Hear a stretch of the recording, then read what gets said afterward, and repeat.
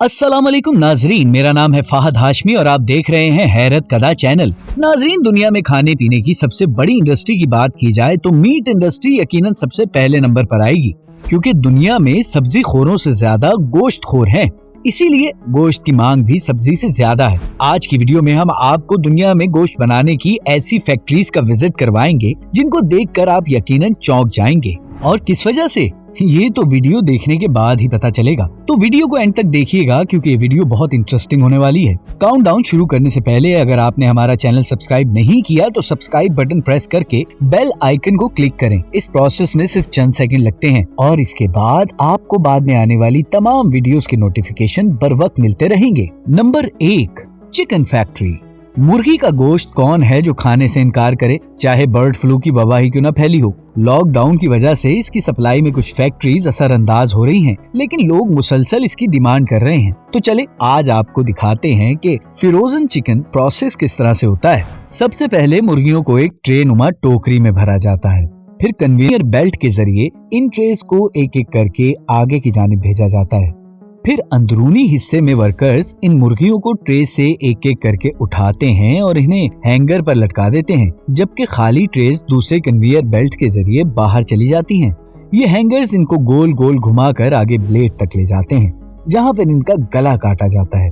इस मंजर को ऑन स्क्रीन दिखाना मुमकिन नहीं है। खैर, मुर्गियों के मरने के बाद उनको उबलते हुए पानी में डाला जाता है ताकि इनके पर बराबर निकल आए।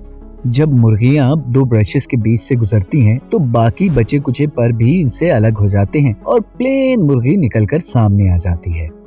इसके बाद इसे वॉशर से गुजार कर धोया जाता है। अब ये अच्छी तरह से साफ हो गई हैं। फिर ये हैंगर्स इन्हें अगले मरहले पर ले जाते हैं, जहां से इनकी गर्दनें अलग की जाती हैं। गर्दन काटने के प्रोसेस में इस बात का ध्यान लाजमी रखना है कि मुर्गियों का साइज एक ही होना चाहिए, तभी गोश्त बिल्कुल इक्वल कटेगा। इसके बाद हैंगर इन मुर्गियों को अगले ब्लेड की जानिब लेकर चलता है, जहां पर मुर्गियों के पंजे कटते हैं। कटे हुए पंजे अलग कंटेनर में रखे जाते हैं और मुर्गियों को आगे की जानिब भेज दिया जाता है। अगला ब्लेड इनकी पुश्त यानी पूंछ को काटता है। फिर मशीन के जरिए ही इनके अंदर के गलीज हिस्से को बाहर निकाला जाता है। इसके बाद आगे फिर एक और मेटल रॉड होता है जो उनके अंदर की बची हुई गंदगी को बाहर निकाल देता है। जब तमाम गंदगी बाहर निकल जाती है तो इनको बैक्टीरिया फ्री करने के लिए उबलते हुए पानी से दोबारा निकाला जाता है। आप यकीनन देख सकते हैं कि प्रोसेसिंग प्लांट किस कदर वसी है कि एक साथ हजारों मुर्गियां प्रोसेस में हैं। और आखिर में 2 ऑप्शंस होते हैं, या तो मुर्गियों को इसी तरह पैक कर दिया जाता है या फिर इनके छोटे छोटे पीस बनाकर पैक किया जाता है और फ्रोजन चिकन के मुख्तलिफ प्रोडक्ट्स बनाने के लिए अगले मरहले में भेज दिया जाता है। पाकिस्तान में मौजूद तमाम चिकन के बड़े बड़े ब्रांड्स जैसा कि सबरोजो, बिग बर्ड वगैरह इसी तरह से अपना चिकन प्रोसेस करते हैं। नाजरीन, ये वीडियो बनाने में हमें बड़ी मेहनत करना पड़ती है, इसलिए एक तो वीडियो को स्किप किए बगैर पूरा देखा करें और सिर्फ एक लाइक और एक कमेंट करके हमें सपोर्ट जरूर कीजिए। Number 2, fish factory.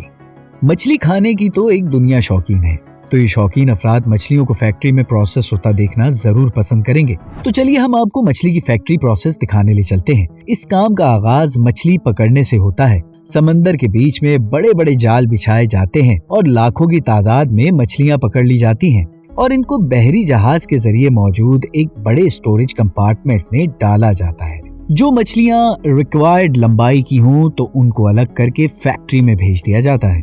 वहां पर सबसे पहले इनको एक तरतीब में रखकर कन्वेयर में सेट किया जाता है और ये कन्वेयर इन मछलियों को चलाता हुआ एक कटर के पास ले जाता है, जहां पर इनके सर धड़ से अलग किए जाते हैं।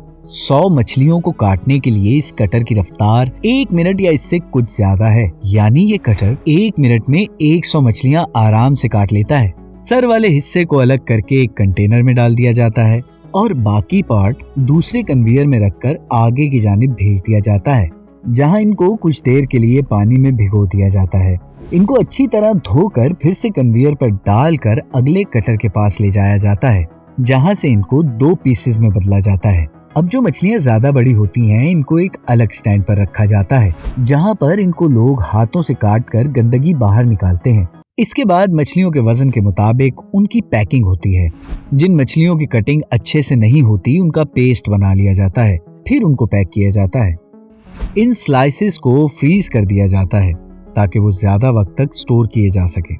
लेकिन कुछ मछलियों को पकड़ते ही फ्रीज कर दिया जाता है, इससे वो ज्यादा देर तक फ्रेश रहती हैं। आप वीडियो में ट्यूना फिश को देख सकते हैं जिसको पकड़ते ही फ्रीज कर दिया गया था और फिर कटर से इसको काट कर अलग कर दिया गया। इनको फिर अगले प्रोसेस के लिए भेज दिया जाता है जहाँ से इनकी तरह तरह की प्रोडक्ट्स तैयार होती हैं। Number 3, octopus factory. आप हैरान होंगे कि ऑक्टोपस को भी प्रोसेस किया जाता है, मगर क्यों? लेकिन ये उन लोगों के लिए बिल्कुल भी हैरान कुन नहीं जो उन गैर मुस्लिम ममालिक के रहने वाले हैं जहां ऑक्टोपस को वैसे ही खाया जाता है जैसे मछली और मुर्गी। तो इस प्रोसेस के लिए आम तौर पर ऑक्टोपस को पकड़ने के लिए समंदर के अंदर गहराई तक जाना पड़ता है और इनको पकड़ने के लिए एक खास किस्म की हुक इस्तेमाल की जाती है। इनको पकड़ने के बाद बड़ी सी कश्ती में इनको डाल दिया जाता है और स्टोरेज के पास पहुंचकर इनको हुक के इस्तेमाल से ही बाहर निकाला जाता है। वीडियो में आपको नजर आ रहा होगा कि हुक जैसी नोकदार चीजें ही इनको पकड़ने के काम आती हैं। इनको एक एक करके पकड़ते हुए कश्ती के दूसरे हिस्से में इकट्ठा किया जाता है। इसके बाद इनको साइज के हिसाब से अलग किया जाता है। जिस तरह से वीडियो में इनको एक से दूसरी जगह मुंतकिल कर रहे हैं, इससे यकीनन ऑक्टोपस बेचारे तड़प कर जान देते होंगे। इनको स्टोरेज में भी कुछ अरसा तालाब तक रखते हैं, फिर मेटल ट्रेस में डालकर कटिंग एरिया में ट्रांसफर करते हैं जहाँ पर इनके पीसेस अलग किए जाते हैं। इन पीसेस को उबलते पानी में डाला जाता है। साफ होने के बाद इनको एक एक करके चेक किया जाता है, हुक पर लटका दिया जाता है और फिर इनको स्टीम दी जाती है। चंद दिन बाद इनकी पैकिंग की जाती है और इनको बेचने के लिए भेज दिया जाता है। Sea urchin. ऑक्टोपस की तरह बहुत से ममालिक में लोग सी अर्चिन को भी बड़े शौक से खाना पसंद करते हैं और इसको एक डेलिकेसी समझा जाता है।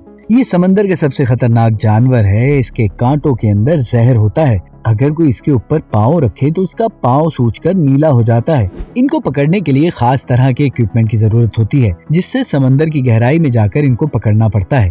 ये ग्रोह की सूरत में समंदर की गहराई में एक साथ मौजूद होते हैं। इनका गोश्त भी काफी महंगा होता है और इनको पकड़ने के बाद फैक्ट्री ले जाया जाता है। फिर एक खास टूल की मदद से इनको खोला जाता है। ये इसलिए होता है कि वहाँ के वर्कर के हाथ पर कांटा न चुभ जाए।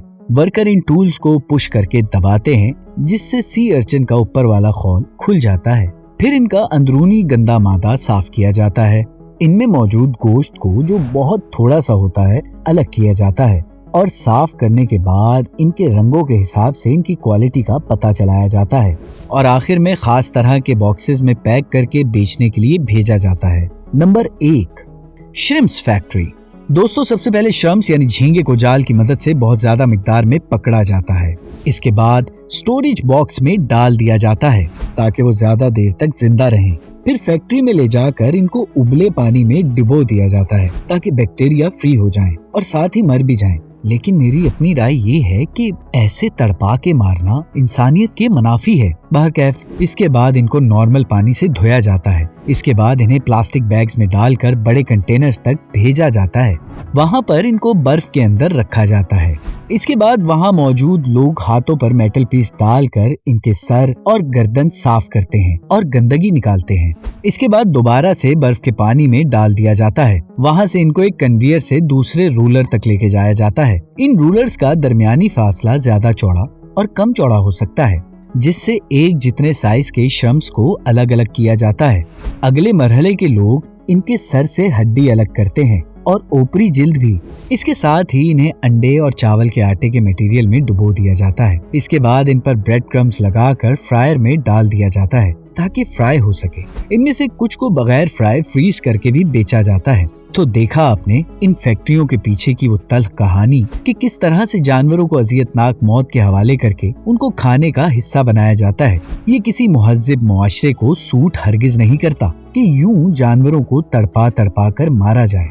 हमारे मजहब इस्लाम में ज़िबाह का तरीका मौजूद है जो कि हलाल जानवरों से फायदा उठाने का सबसे बेहतरीन तरीका है। वैसे आप इस बारे में क्या राय रखते हैं? कमेंट बॉक्स में जरूर बताइएगा। इंशाल्लाह मिलते हैं एक और वीडियो के साथ। अल्लाह हाफिज।